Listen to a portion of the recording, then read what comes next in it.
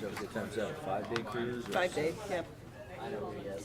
Then we are stopping someplace closer to Merida too, but it's not in Merida. But somewhere else. That's a pretty cool ride. The one we went to, Royal Caribbean. It was like 98 bucks or something. You're kidding me. But I mean, it took an hour and a half because they had to get me up to the top of the mountain and stuff. But the ride itself didn't take very long. Call the meeting to order. We have a quorum present. Is there a minister present? Yeah, that's it. It's quite certain.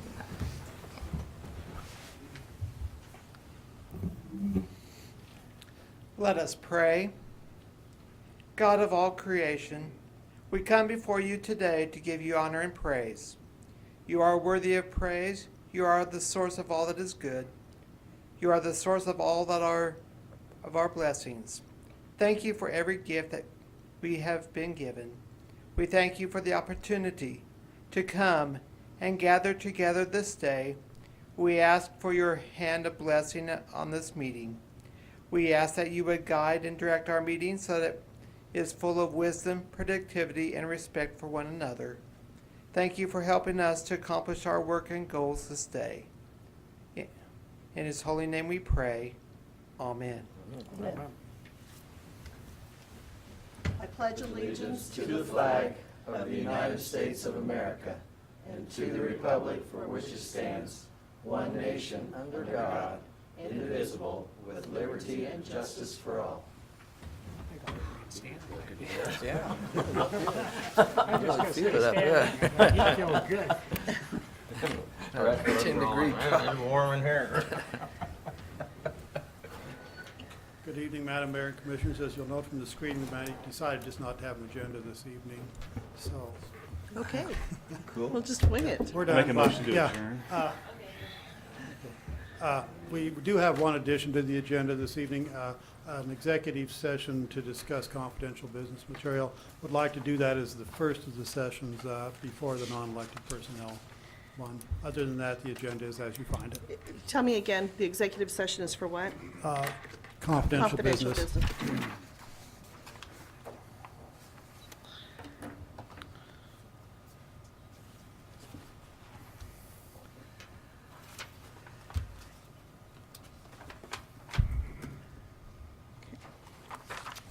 All right, thank you.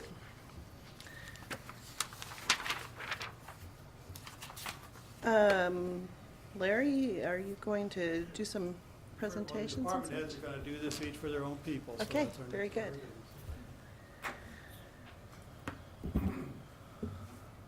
Jim Metro's 20-year service for us.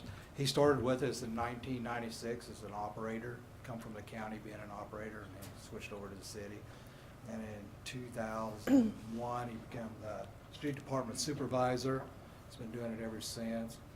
He pretty much takes care of all the potholes in town and street signs and everything that you can think of, from fixing storm drainage to everything. Plus your curb and gutters that you get done in front of your houses and stuff like that. And I would like to thank him for his 20 years of service. Thank you. Thank you.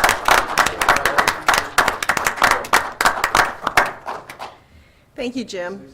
Well, and I'll tell Thank you you, guys, Jim. he doesn't just supervise, he gets out there and does. Yeah, he That's does right. the work, yep. Good concrete man, too.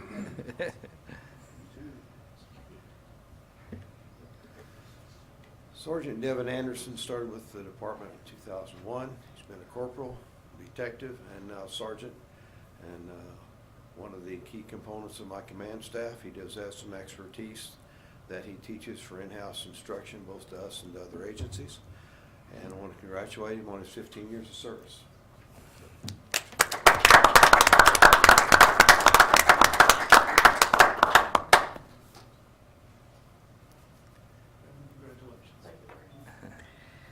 Thank you, Devin.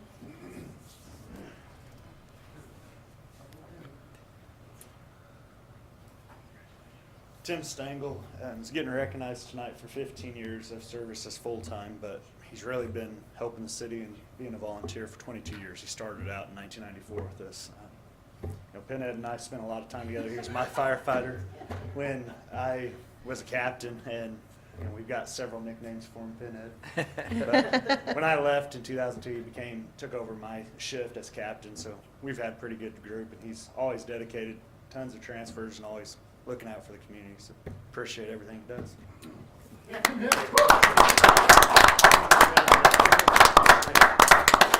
Thank you, Tim. Yeah. Good job, Tim.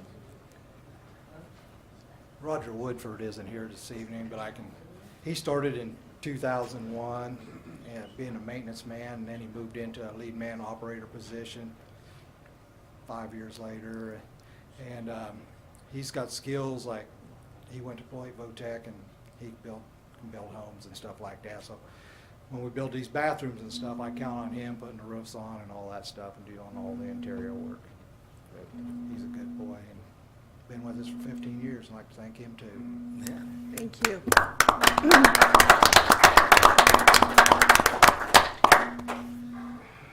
Stacy Smith has been with the city for 10 years now, and it's an honor to be able to talk to her about it a little bit.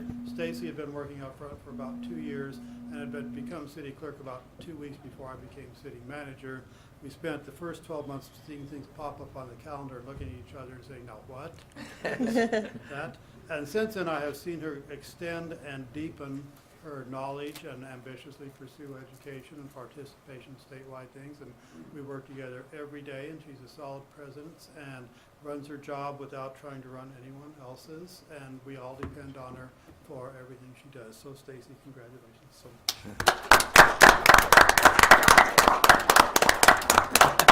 That was a fake smile. I said that was a fake smile.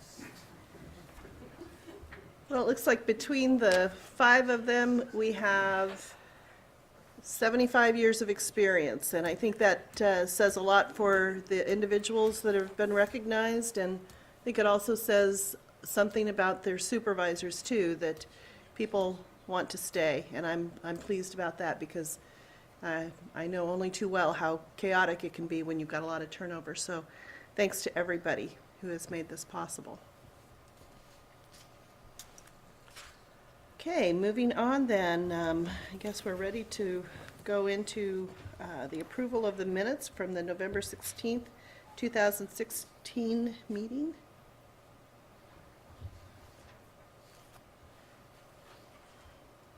I'll make a motion to approve as well. Second. Okay, it's been moved by Sam and seconded by Lyle to approve the minutes of November 16, 2016. Is there any further discussion? All those in favor say aye. Aye. All those opposed say nay. Motion carries. Moving on then to the financial statement.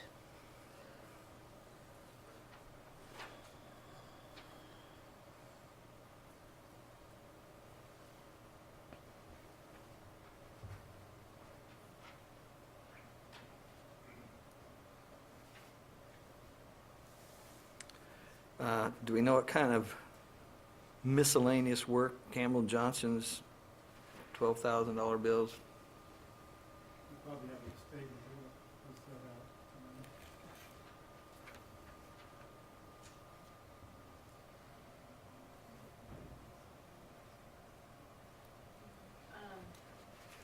Actually, I can show you on here what type.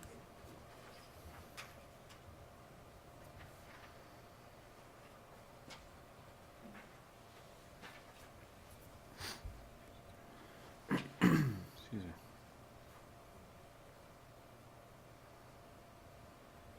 I mean, I can just tell you what things, I just thought, in case you wanted to ever. If you go look through the detailed statements and, like on a computer, you could just search for Campbell and Johnson, but in this case. Never mind. Normally she has a description. Okay, 2,630 of it is the 6th Street water line.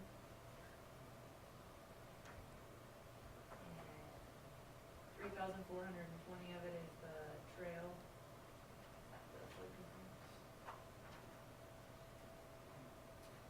The 1,426 is the boundary survey. our lots at the flood control area. We just finished the dirt work on. That's two of that.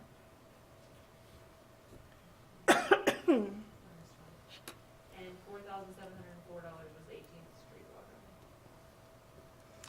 That, okay, very good.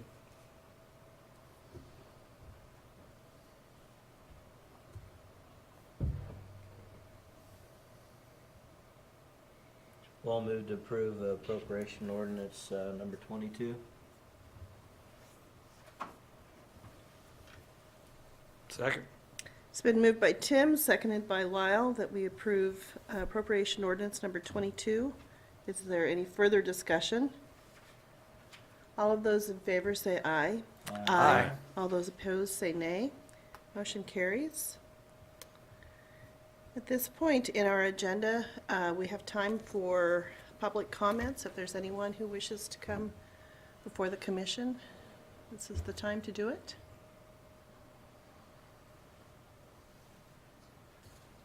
Okay. Moving on to new business, the audit engagement letter. This is the same yearly letter that we have every year this is for auditing our 2016 financial statements when they come at the beginning of next year. The fee is $12,450, which hasn't changed since they started, and we have not paid since they started, except for the first year. We've always paid less. So, any questions? So we on it? actually pay less than what Yeah. they anticipate. They've always billed based on what they've actually done, and they've never worked enough to get up to the fee, I guess. And I've always been very happy with them. Yeah, he always has a good presentation. Yep. It has good things to say about the state of our finances, so.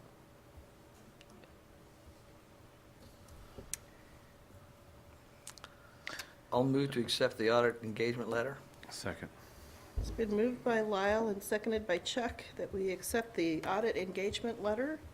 All those in favor say aye. Aye. All those opposed say nay. Motion carries.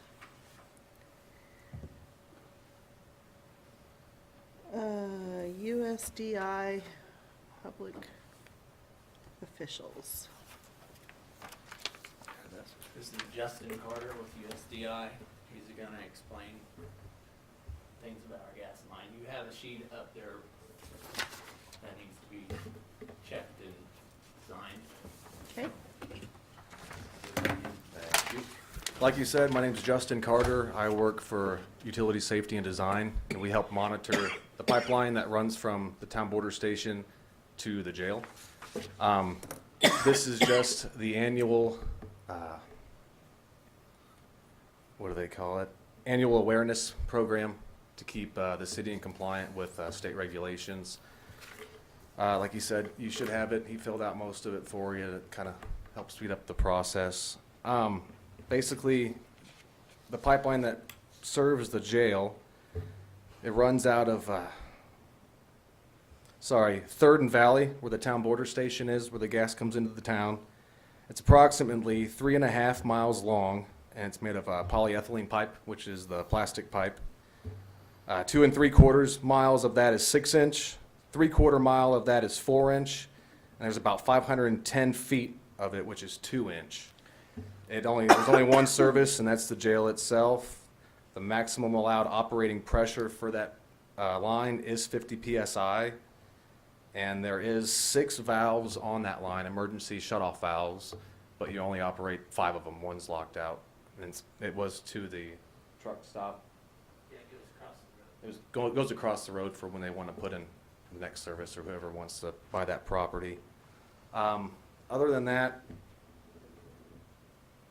for this year, we've done monthly calibrations to the combustible gas indicator that the city owns to find gas leaks. We've done monthly odorant checks to make sure there's sufficient mercaptan in the pipe, in the gas itself. We've done a leak survey, a patrol survey over the entire gas line looking for leaks. We've done a valve inspection this year, and now this is end of the year work, and that's the public officials awareness. Is there any questions? Everything looks okay, I Oh, yeah. assume? Okay.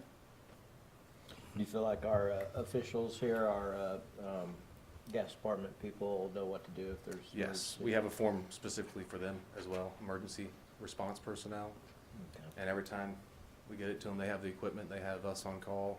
I think they're fully functional, managing it themselves. Okay. Okay. Fair enough. All right. Thank you, Justin. Thank you. So you need us to check yes for everything and sign it, right? Yes.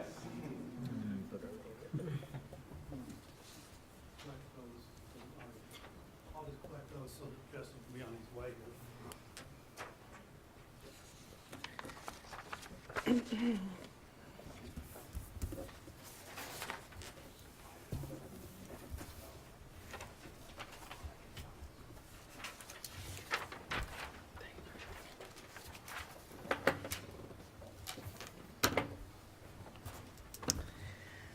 Okay, next on our agenda is the Cloud Corp 2017 Professional Services Agreement. I guess you're on, Ashley? She's still good. Okay, in front of you, you have your fee-for-service agreement. Your agreement has not changed since last year. The only thing that might look a little different is that our amount is the same that we requested last year. We went ahead and combined that. We do $55,000 and then $3,000 for small business development. And that amount we found to be sufficient for helping our small business folks with a private consultant. So we remain with the same funding request as you all approved in your budget, but this is our agreement and what we agree to do. With it not changing, we don't have to go line by line, but of course we offer all feasibility studies, everything that someone would need in order to get started and to be your liaison for that. The only thing that would be different from our fee-for-service agreement, yours, than the county's, is that we do administer, they're getting the cloud grant program for them in addition. Now we do the Broadway Plaza through a contract, but that's taken care of in a separate agreement, so we don't address it here. Do you have any questions for me? This is my annual opportunity to say thank you very much. Again, this was a tough year for her with some things that went on in the community that she was right in the middle of, and her depth of perception and breadth of experience really leads to excellent advice just constantly. Don't ever do without it. Thanks, Larry. I'll make a motion to accept the professional service agreement as written. Second. It's been moved by Sam and seconded by Chuck that we approve the Cloud Corp 2017 Professional Services Agreement. Is there further discussion? Okay, all those in favor say aye. Aye. All those opposed say nay. Motion carries.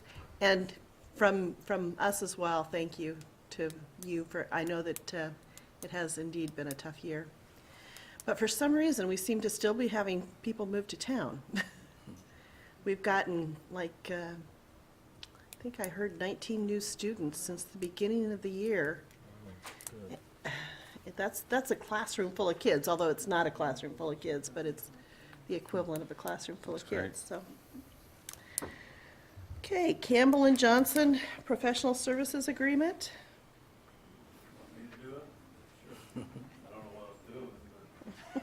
That's not what we wanted to hear from her. That's not what we want to hear. I drew short straw today, and they told me to come. This is our annual agreement. It's my understanding that we have the agreement, and then once a year, we can amend it to go another year. And that's what we're calling for this time, is keep everything the same and go, I believe it's $1,300 a month. This covers all of somebody comes in over there from the city to talk to us or whatever, and 15, 20 minutes here and 15, 20 minutes there. And instead of building each one out that way, we do it this way, so. This does happen constantly. One of us is always trotting over there or calling us. Yeah. They are not mine. What I found even as a commissioner, if I see Eric, I might have a question, or Don Dean or Ken, and I always appreciate your approachability. That's what we're here for, so. Well, I'll move to approve the Campbell and Johnson 2017 professional services agreement. Second. It's been moved by Tim, seconded by Chuck, that we approve the Campbell and Johnson 2017 professional services agreement. Is there any further discussion? All those in favor say aye. Aye. All those opposed say nay. Let me add that if we were giving out a certificate of longevity to Campbell and Johnson, I have no idea, 30, 40 years. For a long time, you've been a partner with the city. That's great, too. Okay, thank you. Designation of official depositories. This is an annual task required by statute that we designate the banks with whom we, your staff, are authorized to do business with. We keep all of our routine deposits at Central National Bank, but when we have a certificate of deposit that has come up for renewal, we routinely ask all of the banks if they're interested in taking a part of that or buying that, covering that for us. So, and these are all of the banks that maintain offices here at Concordia, which is what we've traditionally done in terms of who we deal with.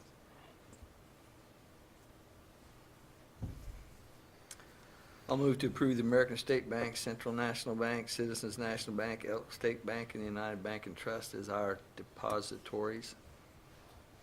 I'll second it. It's been moved by Lyle and seconded by Christie that we approve the American State Bank, Central National Bank, Citizens National Bank, Elk State Bank, and the United Bank and Trust as our depositories. Is there any further discussion? All those in favor say aye. Aye. All those opposed say nay. Motion carries. And now, we're ready to hear about this police vehicle.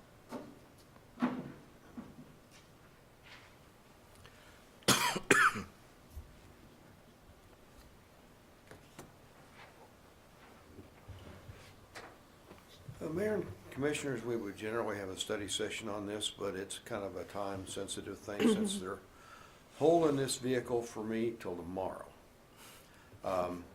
We already approved a vehicle that I haven't got yet, and I'm gonna need a second one. I had the money this year, I won't have the money next year. We've hired our 2 replacement personnel. When they get out of the academy in May, we're gonna need all these extra vehicles. This one comes with everything but a radio and an antenna.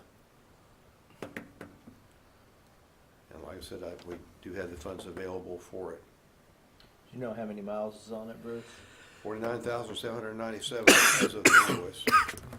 And it's the only thing they have available at this moment. And I've talked to some of them. The other one and they love we it. will get, but it's just still in service. And that'd be the Explorer. You what? That'd be the Explorer. Yes, it would be. And we'll have it before those folks get out of the academy, so that'll work out. Will we be retiring any vehicles? No. Okay. We already retired 2 vehicles. We've sold one. We're waiting on parts on a recall. The city manager and I discussed it, and we thought it would be better to get the recall taken care of before we sold it to somebody else. So we're waiting on parts on that. So we'll have retired 2 vehicles this year. We kind of talked past something you were saying, Commissioner Parker. I've talked to several different highway patrolmen that use the Dodge Charger, and they all really have a lot of good things to say about the car. This particular one is an all-wheel drive, and it's going to be assigned to the lieutenant because he drives less miles than regular patrol, and that way we can stretch out how many years we get out of this vehicle. I just want to know, I've always liked those Dodge Chargers. I was wondering if I could get a ride without handcuffs. I think we can arrange that. I'd still play. So you want the front seat then, right? Well, I'll move to approve the purchase of the 2014 Dodge Charger from the Kansas Highway Patrol for $20,250. I'll second. It's been moved by Tim and seconded by Sam to approve the purchase of the 2014 Dodge Charger from the Kansas Highway Patrol for a price of $20,250. Is there any further discussion? It looks nicer than the Chevys. That's a matter of opinion. Well, we can't get the Chevrolets any longer. They quit producing those. Is that right? All right, all those in favor say aye. Aye. All those opposed say nay. Motion carries. Thank you very much. Thank you. So you'll have this real soon then, probably, and you'll just have to put a We should radio have in it it? by next week. Great. What color? Silver, which kind of fits in with the other ones we Yeah, have. that's good. Because they do buy a hodgepodge of colors, so you never know what you're gonna get. But That works in this out. case, the only one they have is silver, and that works for me. Yeah, looks good. Price look the best. All right, the land bank ordinance. This is something we discussed at the study session at our previous meeting. A land bank is a statutorily authorized entity that can be created by a city for the purpose of holding city property. The chief reason to do this is because, as we do have around town in a few places, cities can accumulate properties that are subject to property tax because they're not being used for public purposes. An example for us would be the house 2 doors west of the Brown Grand that we bought with the intent that one of these days we'll take it down and make it into a parking lot. In the meanwhile, it's still taxable property. Another example would be the lot on the north side of the viaduct where we just took down the old gas station farmer's market detail shop building. That again is, we're holding it because we anticipate a big hunk of it is going to be taken at some future date when KDOT gives us a better turnoff on First Street there. But in the meantime, we just took down the building and there it sits. We do have some plans to put up a fence on the back road, which we'll talk to you about, or Ron will talk to you about later this evening. There's a couple other properties like that that for one reason or another we've acquired and pay property tax on. By transferring them into the land bank, we avoid paying property tax on them. The land bank can accept property and then can deed property. So at some point when we determine some use for these, if we ever do, we can sell it out of the land bank. It's its own legal entity, but it has separate trustees, but the trustees can be all of you. That's how this ordinance is set up, and this ordinance is patterned very closely after ones in operation elsewhere, most particularly the one in Junction City, where they have something like 1,000 properties in their land bank right now. We hope not to rival that total. Then, along with the ordinance establishing the land bank, there is a pair of deeds. One of those is for the first 4 properties listed on your memo that are some of the several properties we have around town. The Kansas Military Board tract is a piece of ground along Airport Drive, north of Airport Drive as you go up through the park, that we acquired at the time that we were assembling a tract where the hospital was interested in buying. It's actually 2 little tracts combined there that were given to us at our request. 104 Lincoln is the tract north of the viaduct. 330 West 6 is the Blue House.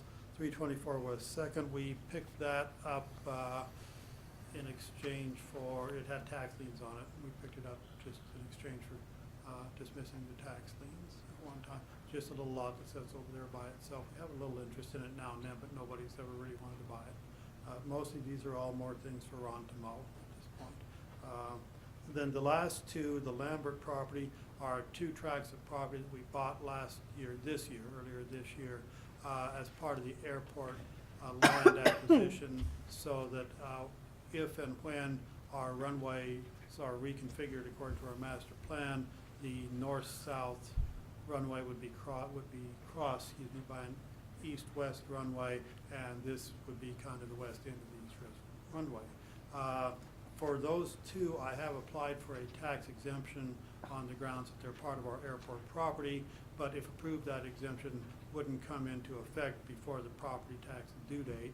So I'm suggesting we just deed that into the land bank too. At this point, if the property is found to be exempt by the Board of Tax Appeals, then we will deed it out and back, just so it's in the city's name, part of the airport. We may have some other action with this as time goes on, but for now, that's the only property we're doing. And as stated there, this would save us, in the near term, paying $3,420 in property taxes. Larry, the 2 Lambert properties, Are those being farmed currently? Yes. So, and there's no I mean, that doesn't provide a conflict, even though we're taking it off the tax rolls, but we are getting Yeah, there's rent nothing. paid to us? There's nothing that says that you can't have income from these, and actually, all that income is being paid to the airport fund. Okay. Anyway, but the ordinance that, the state statute that enabled our ordinance basically contains everything that's in the ordinance here, not much else, and it doesn't have a lot of detail, and says any city-owned property, we can transfer it to the land bank, and we could possibly have some other reason to it sometime, although I can't conceive of what it would be in property taxes. But if we have property that's subject to taxation transferred in there, property taxes are canceled as long as it's there. And I think that was so communities could acquire and hold properties. Did you have a chance to talk with the other taxing entities and see how they felt about land banks? I emailed everybody this stuff and didn't get a rise out of anyone. Okay. So I mailed it to the county clerk, the county treasurer, and the county assessor, Okay. and got no questions from anybody. I like it, and I'll make a motion, we accept it. Second. Okay, it's been moved by Sam and seconded by Tim that we approve ordinance 2016-3114. Is there further discussion? I probably would just say one thing. I think I appreciate the opportunity to do this. I have a bit of a reservation between the responsibility of property owner paying tax and being a good steward of that, as we ask others to be, and also being a good steward of taxpayer money. And if there's a way to save that money, there's merit there. I think that this is the right choice to make, but I can't appreciate any frustration that might be out there. If this is an opportunity I had at home, I would certainly try to take advantage of that as well. So it's a way to save money, and I think it's a good thing, but I can appreciate reservation that may be out there. All those in favor say aye. Aye. Aye. All those opposed say nay. Motion carries. We'll move on to the warranty deed.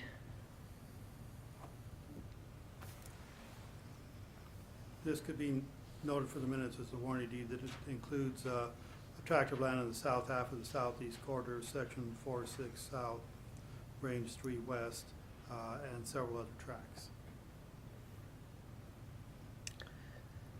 Okay, and we need to approve this too, Yes. in order to put the Yes, you need to land approve into the this. mayor's, I guess the appropriate motion would be authorizing the mayor to enter into this deed.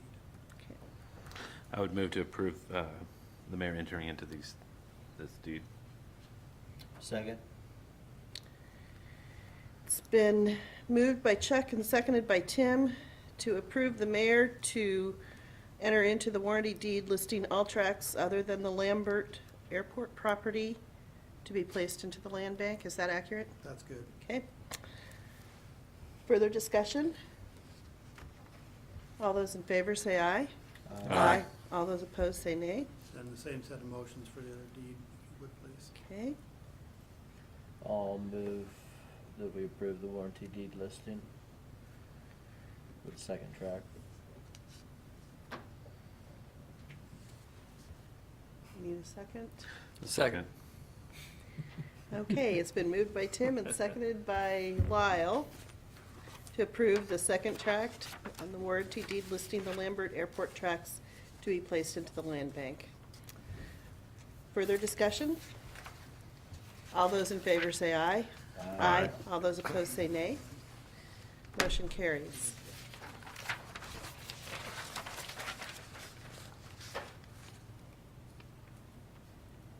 This is a resolution to waive gap, as our auditor talked to us about during our presentation this year, I believe. He went into way more detail than I planned to, but we are on a cash basis instead of following gap as most of the cities are in Kansas. And this just authorizes us to do that. Okay, you said most other cities are on GAP or on Or cash? on cash basis. Okay, well, okay.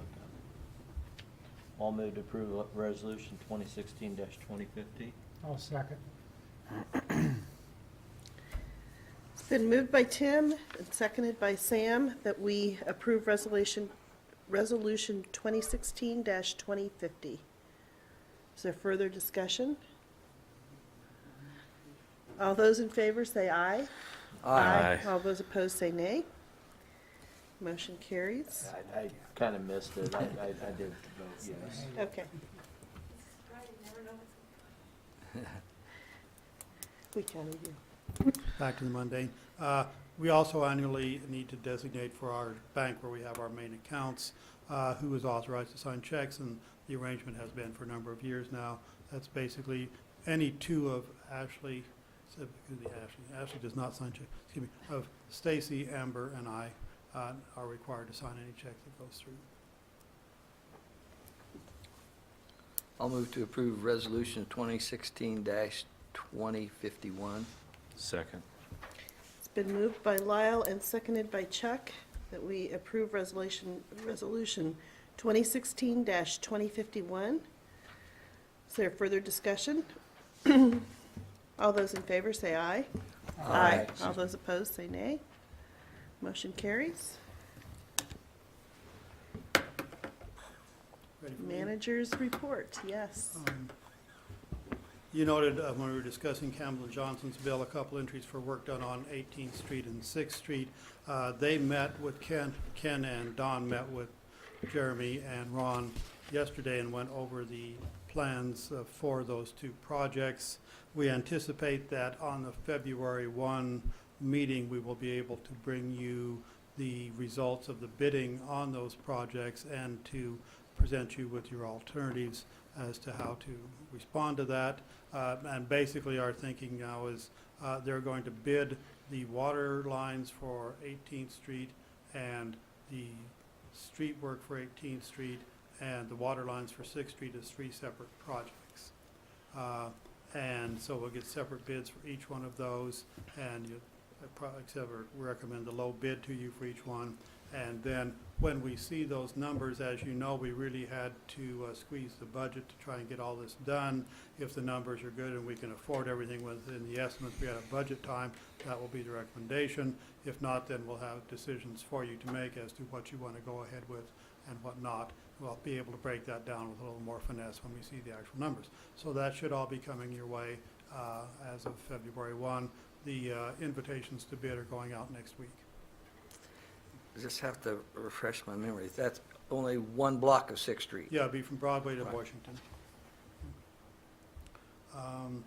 In your packet are the documents concerning the city's property that we share interest in with MSNT LLC. I was just putting those in there for your information. This was a part of the series of deals we made in 2013 with property owners on the periphery of the flood control project who had properties that were affected by the high water mark. And in a nutshell, what we did with these folks is bought the land from them and then made the agreement that when we were done with it and could show that the land was raised above the flood elevation, from that point forward, they have 5 years to buy it back from us for what we now have in it, which is $113,000 and some dollars, if I remember correctly, that's in there. And they have now all been notified of that. We really couldn't start that clock ticking until we got the official survey, which is one of the things you saw in the bills for Campbell and Johnson, and recorded at the courthouse that notes the elevation. So all the interested parties have been informed. I've spoken also with the attorney for Mr. Johnson's estate and had him review the documents before they go out, and also with Mr. Tuggle. So there it is, and basically in the meantime, if a deal was to come up on that and they had a buyer, then they would need to pay us off and we get our money back out of it as part of the deal. If they don't do that and the 5 years runs, then it's our property. Or conversely, if we had some deal going where someone is approaching us about our property, or they wanted to sell all of those properties, there are 3 tracks now between Taco John's and the Walmart interchange. We own outright the southernmost. We have this joint interest on the middle one, and MSMT owns the northernmost of this. Is how it lays out. Okay, you said the 60 months just started. Just started as of the filing date in November, that whatever the date is on that affidavit. Is it and November file. 13th? Yeah, I guess something so. like that. And we have calendars noted around here to keep track of these eventualities as they unfold. Then also in your docket, you have a memo from Stacy about the need to appoint a mayor for the period of January 9, 2017 to January 9, 2018. This is all part of the change required by state law that is going to result in us having city elections in November for the first time next year. Stacy suggested after we put out the memo that we could avoid having an actual special meeting just to do that. There's no reason why at your next meeting you couldn't just determine among yourselves who is going to be the mayor and mayor pro tem effective as of January 9th. But if you'd already come into it for an extra meeting, we can do that too, whatever. So we'll just put that on the agenda for the Opportunity to next come in week. for another So meeting. you have 2 weeks to campaign amongst yourselves. Well, if you get the Smith brothers to bring in some of their world famous barbecue, we Well- might be tempted to call a special meeting on that. Okay, we'll do that. Fine. Barbecue, no, just kidding. Okay, so we'll just have this on the agenda for next time. And that's all I have for you this evening, unless you have any questions for me. Thank you, Larry. I actually might have a question here. Okay, on animals, is there a dog leash law here? There is, Yes. correct? Okay, and then how about like an animal endangerment? Just I know I was talking to a person, their neighbors constantly let their dogs out by 11 o'clock at night and leave them out all night loose, and they don't have a dog house to seek for shelter. My understanding is they've called the police department and they was told that they really couldn't do anything about it. The police department, is that correct?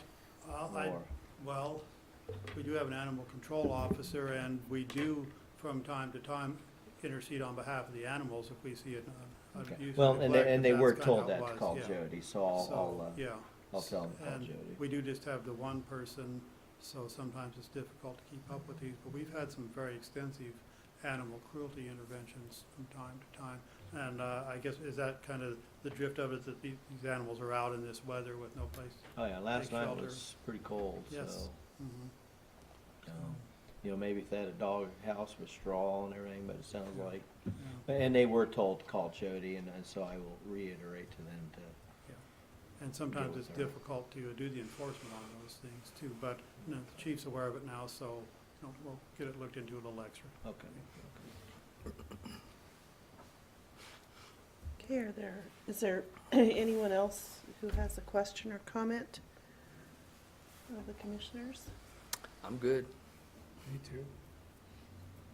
Okay. And how about the city staff? Any questions or comments? Don't want to overlook anybody.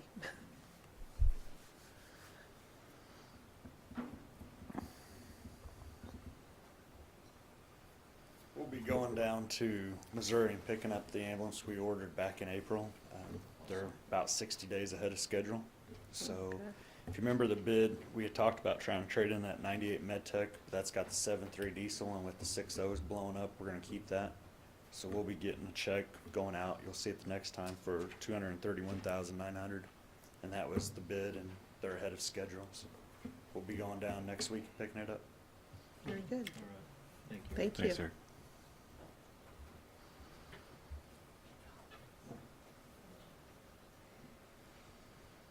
I just have one thing. If you recall, I'm on the Housing Authority Board, and Tammy Britt has given her resignation. And so, anyway, we put out an ad for applications. They're not really an employee, they're an independent contractor. Got 3 very good ones, interviewed them, and hired Sheila Jackson. I think her husband is Heath, maybe. I don't know him, but she's jumped right in, and so she'll probably be here next meeting because one of the positions is up for either reappointment or appointment. So I'll see if she'll come and do that. So is that a paid position, or? It's paid, it's just a flat fee every month and no taxes taken out, that kind of thing.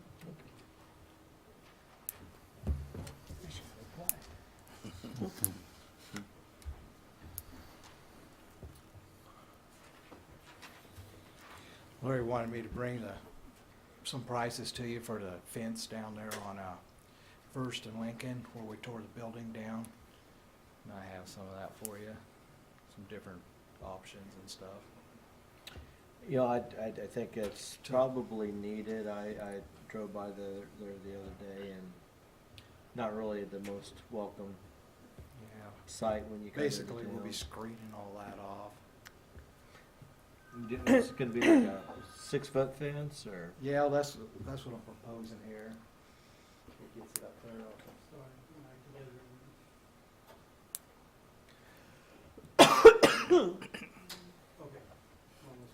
You need Say a nice picture of the patrols over there.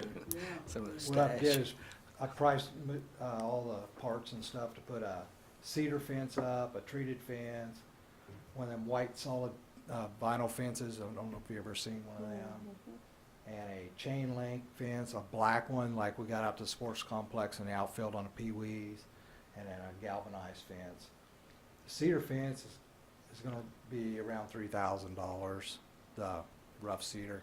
Be one kind of like what we got up there to the cemetery around the building up there where we use storage. And the treated would be almost the same thing, but instead of using cedar on it, it'd be treated. And that's a couple $1,000s. And then that white solid fence is about $35 a foot, so it's gonna be about $4,500. The black chain link is $2,227. And the galvanized is, I can't see it, I have to read.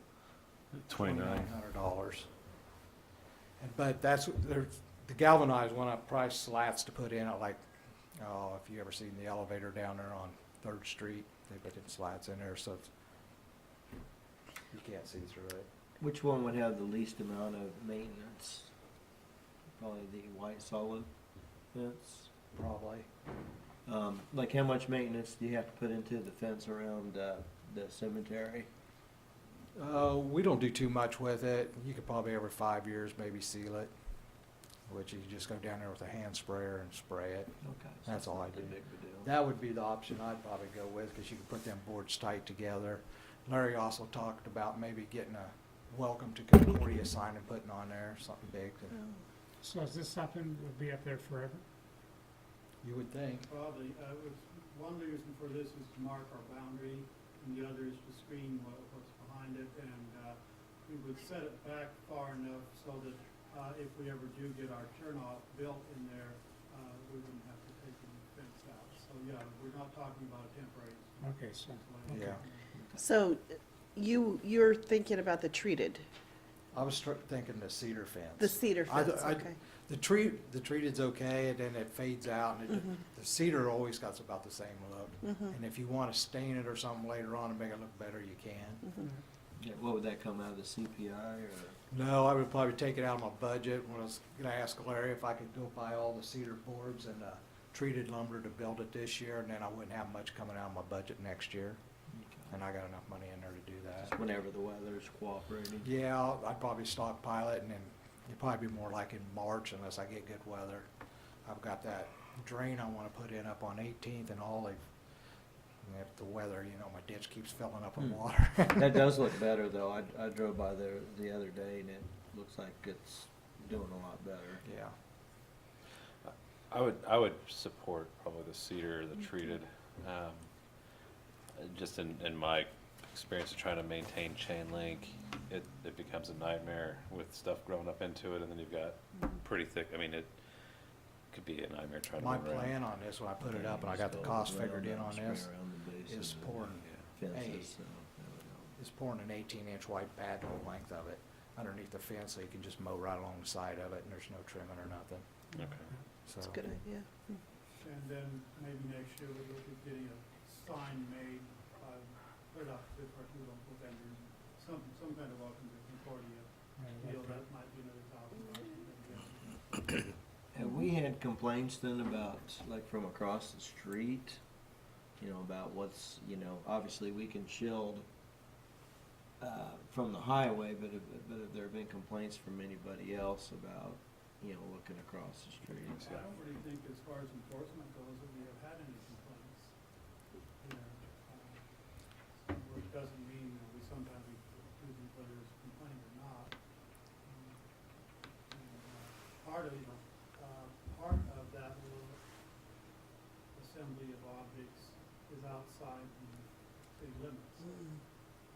Everything's kind of stacked around the edge of the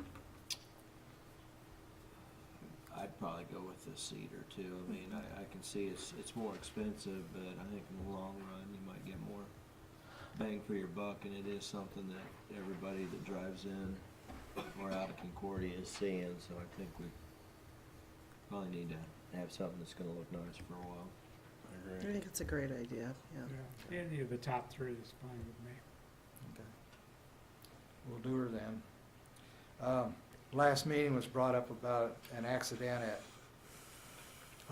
10th and Valley, and police chief Bruce, he found out that there was 3 accidents down there. One just this year, 2016, and then one in 2015 and one in 2014. And the one in 2015 was due because of ice. And then prior to that, back to 2011, there was no accidents.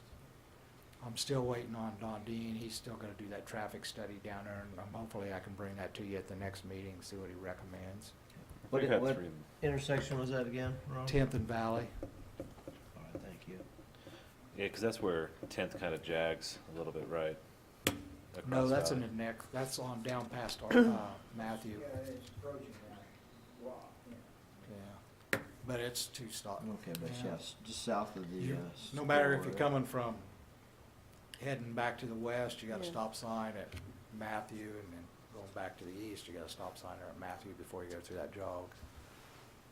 So this is just south of the Valley Rental Center, Yes, 1 block. 1 block of Yes, south. kinda Rex weird Gerard that lived there's right one there on the freaking corner there. accident. Who did? Rex Gerard. Okay. So, I mean, that's not really very heavily used road, so it's kind of Once the weird. school closed there, I mean, the traffic just, there's no traffic there Kind no of more. evaporated. You know, we had it one way in front of the Lincoln School because all the traffic would come down through there, but now it's going both ways and we don't have no problems with it, so. I haven't got to it yet, because I've been trying to get the 6th Street water line done, so we can let it. I'll work in a couple hours. I'm trying to figure out the best time of the day to, when the traffic is. I haven't quite figured that out. Do we have an idea, with Chief Johnson's records, can we see that 2 out of the 3 happened in the morning, or, I mean, are they all throughout, all different times of day? I will find out. That might give us the, if we see Let me that. know that, then I'll know what time to go down there and set. That cannot be very heavily used, and they have an employee. Well, that it's is- that. You know, it's this just was a changed. complaint that was called to me, and I brought up last time. I'd hate to see us invest a whole lot of effort in this, because, you know, But if there is Do a it. problem there, Yeah. we'll sort it out and figure it out, and that way. Well, the use of that property has changed in that amount of time that you were just, that you had mentioned. I mean, we've gone from having a school there to having just like an after-school daycare program. And at this point, it's, More like weddings and. yeah, special Yeah, occasions. That's weekend stuff. That's about it. It's used about 4 times a day by about 10, 15 people a day. Well, okay. I'm just. Local traffic, basically local traffic. Local traffic, there you go. I know it's very slow local traffic. I have Slower one more than most. thing. The people that's doing traffic control for the railroad are gonna be setting up traffic control on Broadway next week on the 13th. So they're gonna be replacing them tracks down there for Burlington Northern, where that's popped up down there. They're gonna be doing that on the 13th and 14th, and they're also gonna be doing the ones on Washington Street too. Okay. So I've On got which a- streets again? Broadway. Right in Washington. The Burlington Northern Railroad's gonna be working on their tracks. You can see down there the plank in there sticking up at least 3-4 Yeah. inches. That's bad. So do we ever hear Finally from- worked. Well, actually, Just took us Roger, seriously. He just took action. He I didn't don't know if I reply, wanna just give took him the action. credit or not. Roger Damani come to me one day and asked me what we was doing about it. And I said, well, we wrote to everybody and, all the railroads, you wanna try? And he says, well, I know somebody up in the railroad, so he called. And it wasn't very long later, the railroad called me and said, well, we're gonna do something with that. And then he stopped by the next day and asked me if anybody called me yet. And I said, So I don't know if he did it or not. That might have been the straw that broke it. Yeah. With all the with all the contract agreements we're doing tonight, do we want to? Well, you know, you probably. So with all the contracts that we're doing tonight, do we want to put some kind of? He was a professional football. He wants to be that. He wants to help me and Bruno out a lot. Just drive around, check everybody. So that's all I have then. Thanks, Ron. And I did Thank talk you. to Mark Paul about it and let him know so he could let the drivers know that they'd have to be going around and stuff too. So you said it's at Broadway in Washington, and there was another place too? No. Just Broadway in Washington. Yeah. Thank you.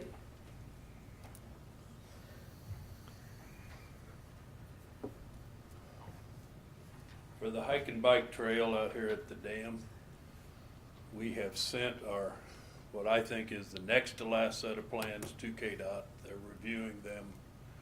They've called a couple of times on small little things that they want something worded a little different or whatever. It's still on to be let in February. The permit through the water resources, I talked to Leonard Bristow with Department of Water Resources today, and they had to mail it off to Corps of Engineers and several different agencies, and they had like 30 days to come back with any comments or anything. That period is over, and he told me today that he's working on the final paperwork. He sees no problem at all getting the permit to do it. It has to be signed by the head man in the Department of Agriculture because of what they call I can't think now what they call it, but the hazardous dam that it is. That's what they termed it, as a high hazard dam. So the head man has to sign off on it. Leonard does not think we'll have any problems. The next thing we'll have to do is I'll have to sign the sheets as a professional engineer. The outfit engineers that did the lighting set of the plans, they'll have to sign, and then we will send that set in, and then it should go to letting. So just wanted to let you know it is on. Guess I'm gonna be the inspector on the job, and I'm trying to get my certifications caught back up, and I'm getting too old to go back to school, so. Thank you, Don.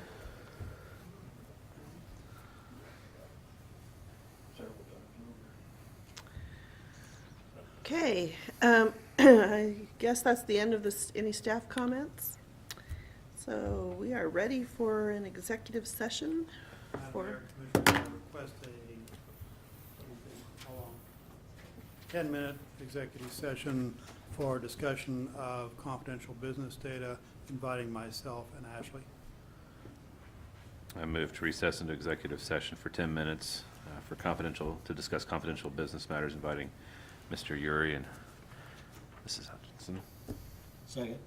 Okay, it's been moved by Chuck and seconded by Tim that we recess into executive session for confidential business matters for a period of 10 minutes, inviting Ashley Hutchinson and Mr. Uri.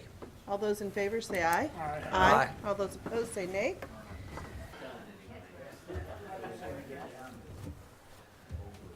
No action was taken. And at this time, we need to have an executive session for non-elected personnel. Madam Mayor and Commissioners, I request an executive session for non-elected personnel, inviting myself and Amber for 10 minutes. I move to recess into executive session for 10 minutes for non-elected personnel, inviting Mr. Uri and Mrs. Farha. Second. Okay, it's been moved and seconded to go into another executive session for non-elected personnel, inviting Amber and Larry for a period of 10 minutes. All those in favor say aye. Aye. All those opposed say nay. This is one way to get my steps going. Yeah, we got study sessions. Oh, that's right. That's right. What am I thinking? Jeez. We do have a couple. Hey, Jeremy, I heard you're doing Drew Urkebrack's deer? Yeah. Yeah, he's pretty excited about that. That's a pretty nice one, isn't it? He showed me some pictures.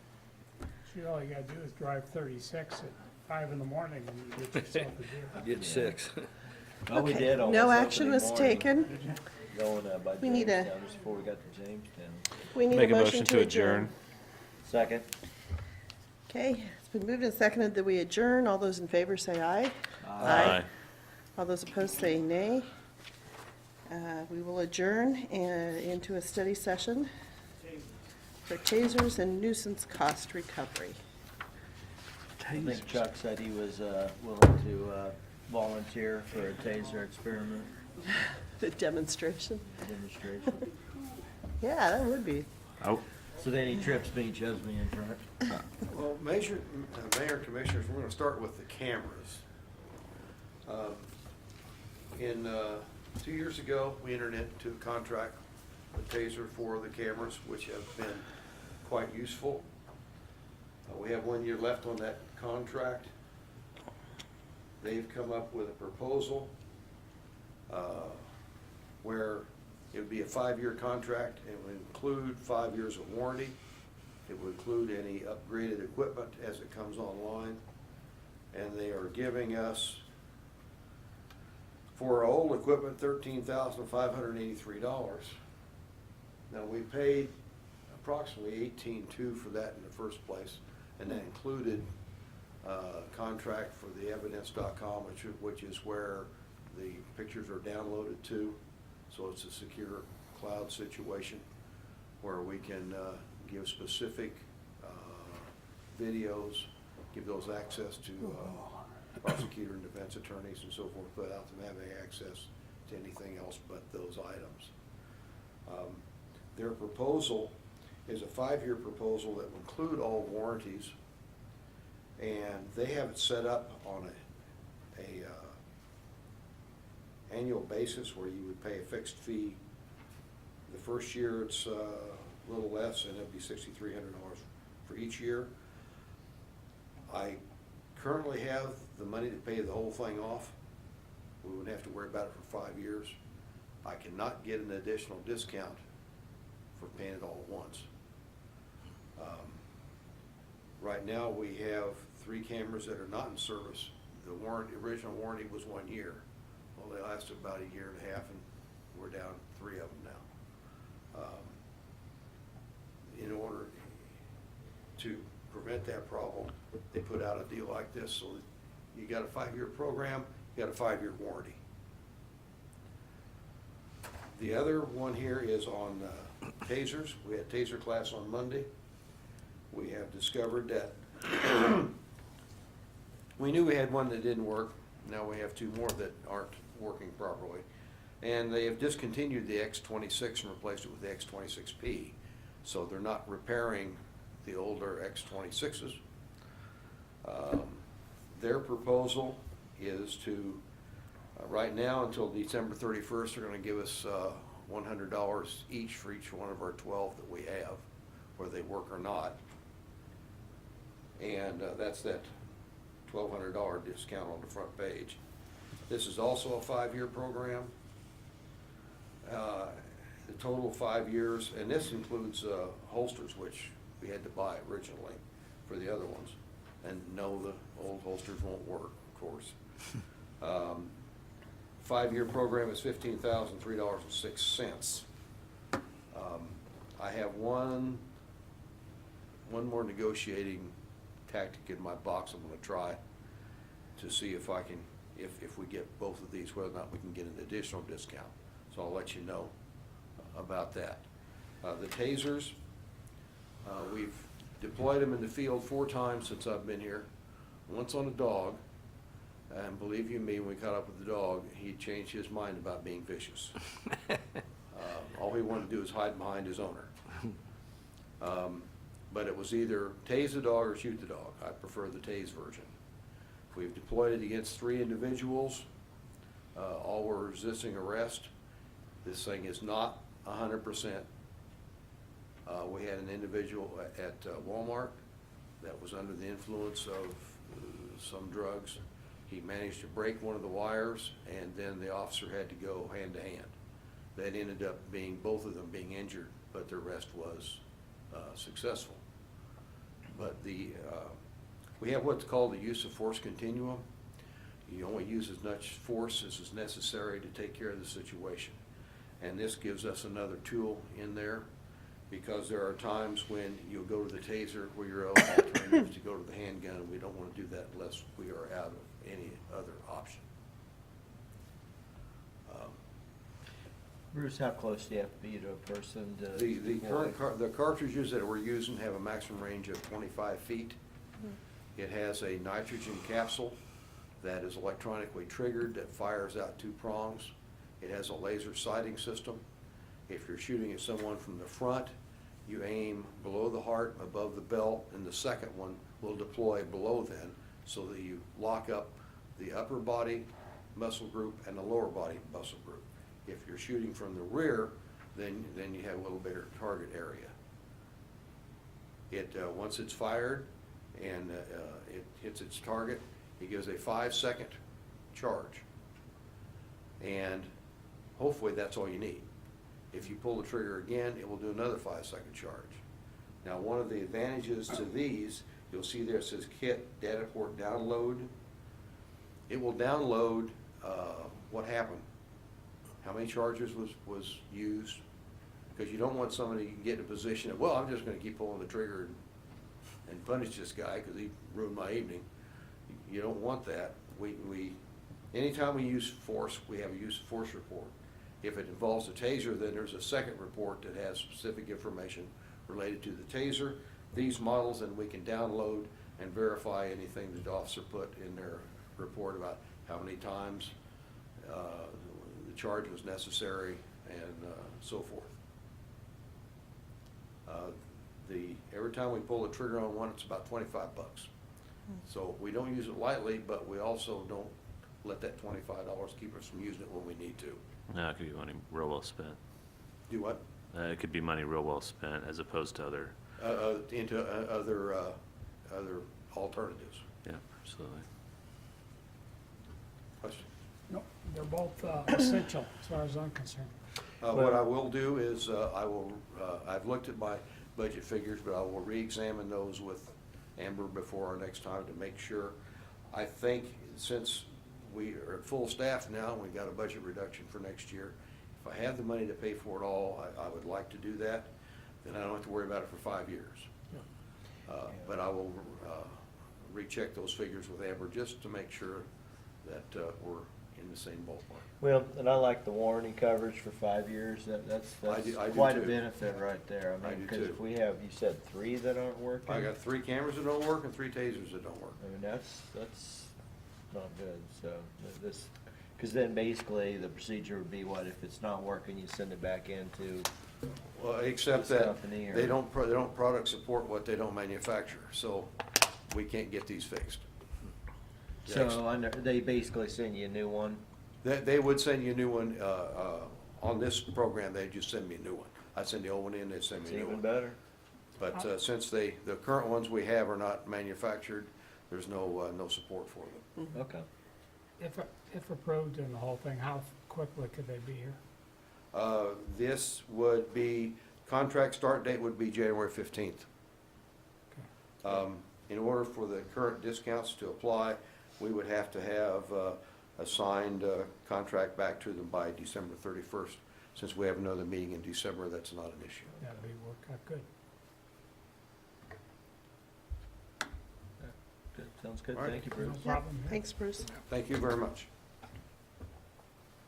Just quickly then, on nuisance abatement charges, this is one of these kinds of things that come up very infrequently, and sometimes you take the occasion to say, well, are we really doing the right thing? Do we understand this correctly, and that sort of thing. The occasion here was a citizen who bought property at a mortgage foreclosure sale. And those are conducted by the sheriff at the courthouse. And they bought this property, which was a place in very poor condition. And earlier in that, before they bought the property, we had done a fairly extensive nuisance abatement there. 2 people working the better part of a day. We charge $100 an hour when we're doing these things, so it was a $1,200 bill. And we get in a situation, as explained in the memo, where if this is occurring at a certain time of the year, like in August, for example, we go out and haul everything away, but then we have to give 30 days notice to the landowner, that they have that opportunity to pay, but then we can only once a year certify these things as liens to the county, and that falls generally toward the end of August when we are sending our budget up there after our budget sessions. So you could have an amount out there that we have the power to put a lien on, but we can't do it until almost a year later. So the person buys thinking, well, I'm buying at a sheriff's sale here, all the liens for taxes and stuff, back taxes are taken care of here, but then they get their tax statement down the road, and here's this lien for the city's nuisance charge. So there's a couple ways to look at that. Is that particularly fair to the person? Well, it's a tough break, but on the other hand, that's what the law permits us. I did, as you saw from the information, put this out on City Manager listserv. Those are all the responses I got, and I thought a couple of them were pretty perceptive, but basically what confirms for me that I do correctly understand the applicable law here and how this works, and that other cities face the same thing. And just as a couple of them put it, this is one of those things that comes up kind of like a sewer backup. You're a homeowner, you have some perils. Almost universally, this happens on properties that aren't worth anything. Some fixer-upper, seriously bad one, something that's going to a sheriff's sale for a mortgage foreclosure, something that's going to property tax foreclosure sale. We've had some of those in the past and turned people down. The owner contacted us, question if there's anything we could do about it, and so that's why I reviewed this and sent it to you. Again, it's one of these things you might hear from about somebody. My recommendation is we follow the practice of other cities. This happens sometimes, we're sorry, but we have our collection here. We did spend the money, clean up the property, probably had some benefit to whoever bought it, because we hauled off several truckloads of stuff off this place before it was purchased. So that would be my inclination, but we don't, you've never established a policy on this. We just knew what the statute says, so I wanted to bring it to your attention in case you think we ought to be doing it some other way. You know, in reading what other cities do, I mean, most of them don't cut any slack. No, they don't cut any slack. And I guess I feel like since we've already done the work, we shouldn't either.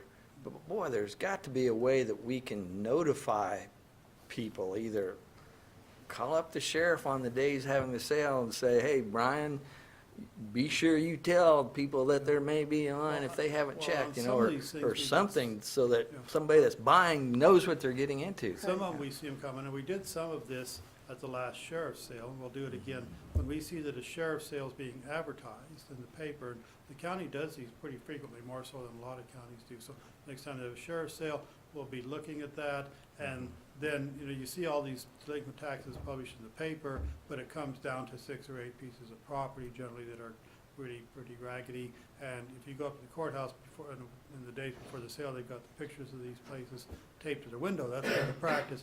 So at that point, we know what properties there are, and then we could put something up at the courthouse that says these properties are done, or we can publish something in the paper. I think we may have done that last time, or and we can make the county aware so that they have some buyer inquiring beforehand. I think that happened last time on the sheriff's sale. There was a buyer that was interested in a particular property. He learned we had the lien. He came and asked about it, so at least he knew about it before we had it. But there's no official way that they're going to pick up for sure to do this until it comes out on a tax statement. And you saw how other counties have tried this and tried that. I don't blame the realtors for not wanting to mess with this. It's not their job. Same with the title company.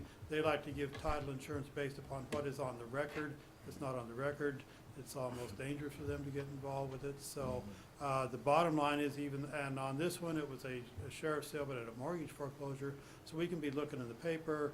Staff knows to do that. If you see a sheriff's sale coming up, do we have a lien? You know, then we can try to take some measure to see if we can get that announced. And we might just put an ad in the paper that said the property that's up for sheriff's sale has this lien on it. So check at City Hall if you have a question, something like that. But still, that's all kind of hit or miss. It's easy to miss one of those. We don't want to say we were only going to collect these if we can show we did all these due diligence. Bottom line is we did the work, and that's just how it falls out. So that's. Did we file a lien on them then? Well, what we do is, yes, it goes to the treasurer's office. Right. At the same time that we send our property taxes up, and then this will show up then on their property tax statement when they get it.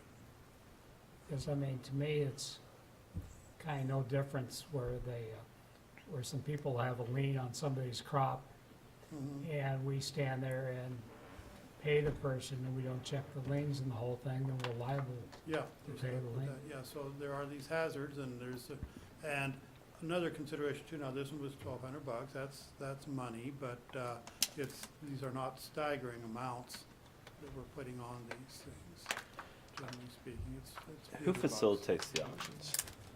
Who facilitates the auctions? I don't know on the sheriff's sale, I've never been to the tax sale. When you have a mortgage foreclosure, I've been to a lot of those, and generally nobody. Generally, the sheriff just reads it off, and the banker's standing there, or the banker's lawyer, and they have a bid in hand to bid right in, and usually that's the beginning in of the sheriff's sale, you get some onlookers. But if you have a sheriff's sale where there's a mortgage, then usually the mortgage holder will bid in the amount of their mortgage. It's fairly unusual to have some other person come in and bid over that, as apparently happened here. The reason I'm wondering is, I mean, just to, instead of dedicating the staff time to, I mean, unless staff time's, that's a good use of it, to monitor in that sense, but to have whoever's facilitating that to I guess just give a notification of, you know, to our knowledge, and I think that that's probably in language, but to our knowledge, there's no lien here, but that doesn't necessarily mean that there's not a lien. I would also think if I'm purchasing a property at sheriff's auction and this lot's pretty cleared up, Yeah.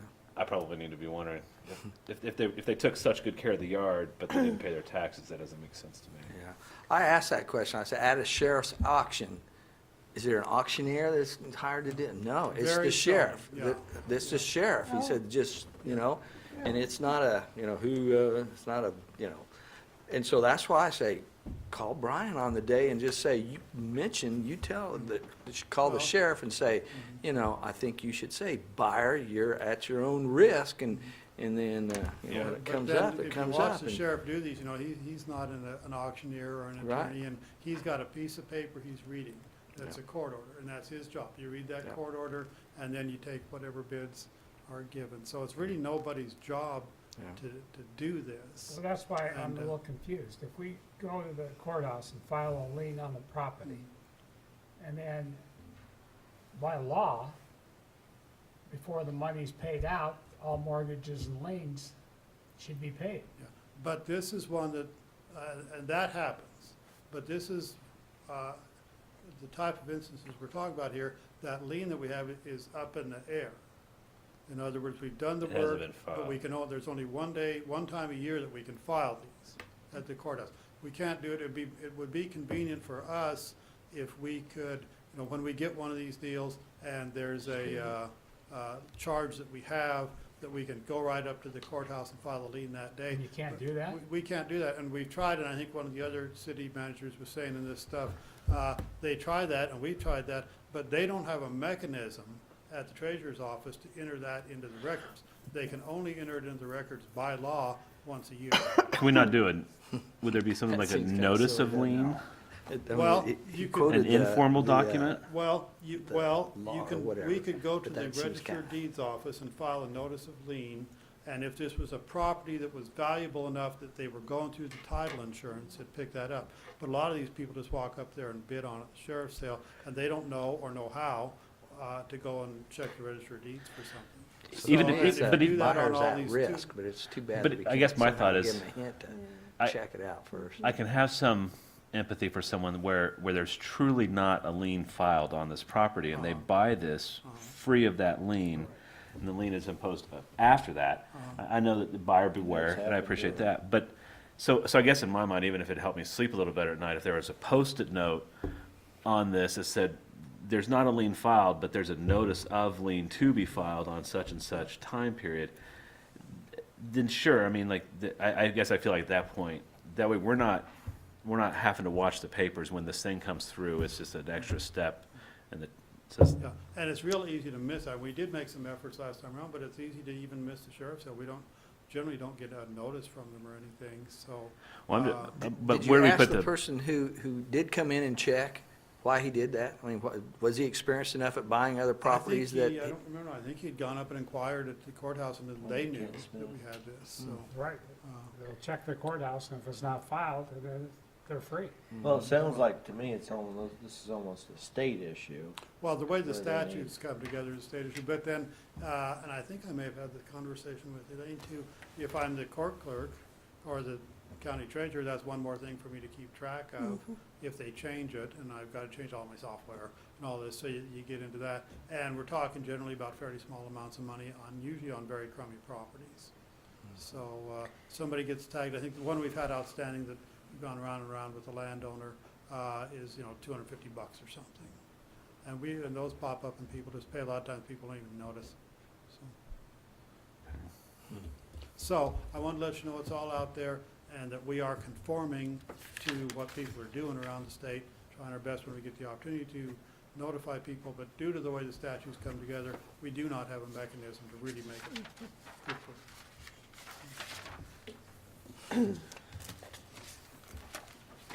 It does seem like the people that get stuck with this sometimes, or the ones that I'm aware of anyway, they have plenty of experience. Well, that's part of it too, a lot of these are professional buyers. Yeah, and they should Go in and check. I mean, if you're thorough, that's know just to another thing you check, do. at least, If you're or to an anticipate. investor in Yeah. properties, that's what you get stuck with.